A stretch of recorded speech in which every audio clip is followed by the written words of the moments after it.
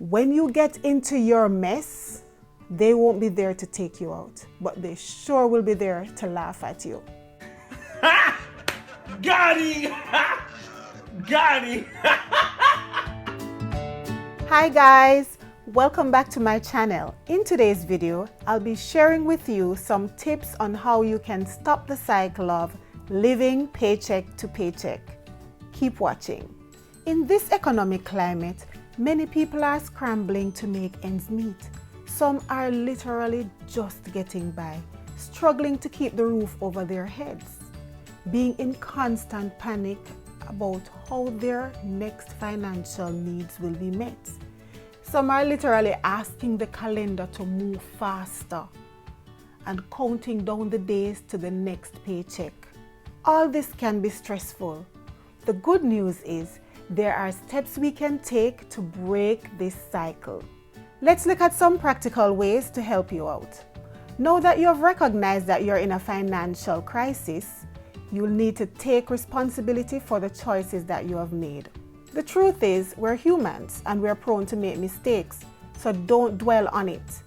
Now that you have acknowledged that you have made some errors in your financial decisions in the past, we're going to move forward with some better financial strategies. If you want to stop this cycle, then making a budget is very important. Many people do not have a budget, and therefore they're not able to track their spending. And if you want to stop this cycle of living from paycheck to paycheck, then making a budget that prioritizes savings is very important. This will help you to see areas in which you need to reduce your spending and save more. Even if your initial saving is small, it's a start. Don't give up, stick to it. In time, you will see it grow. Number 2. Cut back on non-essential spending. And by non-essential, I mean things that are not necessary for survival, things you can do without.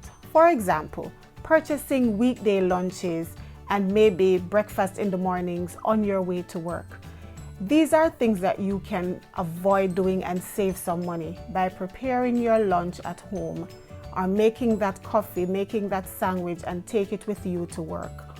Also, avoid small purchases.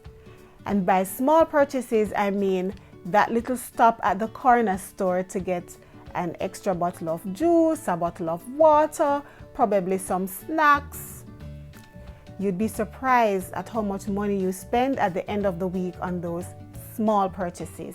So invest in a water bottle and fill that up from work and take it to work as well. These small purchases, they add up. You would be surprised how much money you can add to your saving by making these changes. The next tip is to avoid unnecessary fees. And these unnecessary fees can come from your credit card. So being late for your credit card payment can attract a late fee, and you don't want that. The next thing is to pay off your credit card in full. When you make a payment that is the minimum payment, for example, you still owe the bank, and that amount that you owe will be rolled over to the next billing cycle and interest will be added. That's another amount that you don't want to be giving away. That's money you're actually giving away. And all that money could be added to your saving. So when you use your credit card, be sure to spend only what you can afford to pay back when the due date comes around. Also, being unable to pay your credit card payment in full is a clear indication that you're spending more than you are earning. Stop it. Get some help. And use your credit card wisely. The next tip is to find a side hustle. If you're willing to hustle, this can help you get out of the paycheck to paycheck cycle by making some extra cash. And there are different ways that you could hustle. You could maybe do babysitting.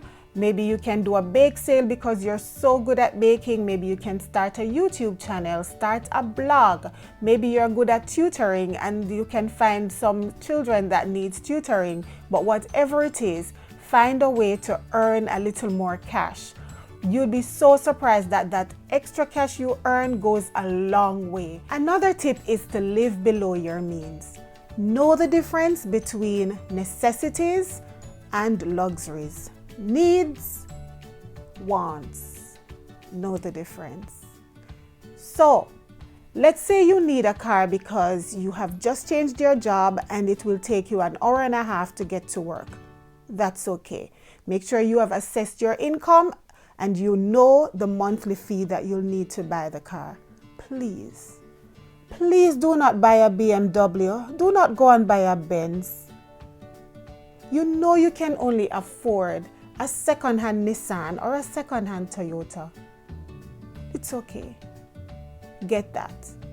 Stop trying to live like the Joneses. You're a Brown or a Smith or a Henny. Live below your means. No need to impress anyone, because I can tell you, you're worrying about what other people think. That's their problem, not yours. Your issue right now is sorting out your financial future. So there's no reason you should be impressing anyone, because when you get into your mess, they won't be there to take you out, but they sure will be there to laugh at you. Got him! Got him! So no need to get into a debt that will get you a few compliments. It's not worth the stress. The last tip I want to leave with you today is to change your lifestyle. Resist the urge to spend unnecessarily. We're living in a consuming society where the media knows how to lure you into spending. So, impulse purchases will sneak their way into your shopping bag if you're not careful. Just because something is trending doesn't mean you should have it. Remember, your spending decision today affects your financial situation tomorrow. We live in a world that's dominated by a multi-billion advertising industry that uses smooth consumer psychology to persuade us to continuously spend money. Therefore, requires an awareness to make a conscious decision to change your mindset and know which direction you want your financial life to take. Make a decision and be determined to stop the cycle of living paycheck to paycheck. Be intentional. Slow progress is still progress. Don't waste any more time. Let's move forward. We can do it one step at a time.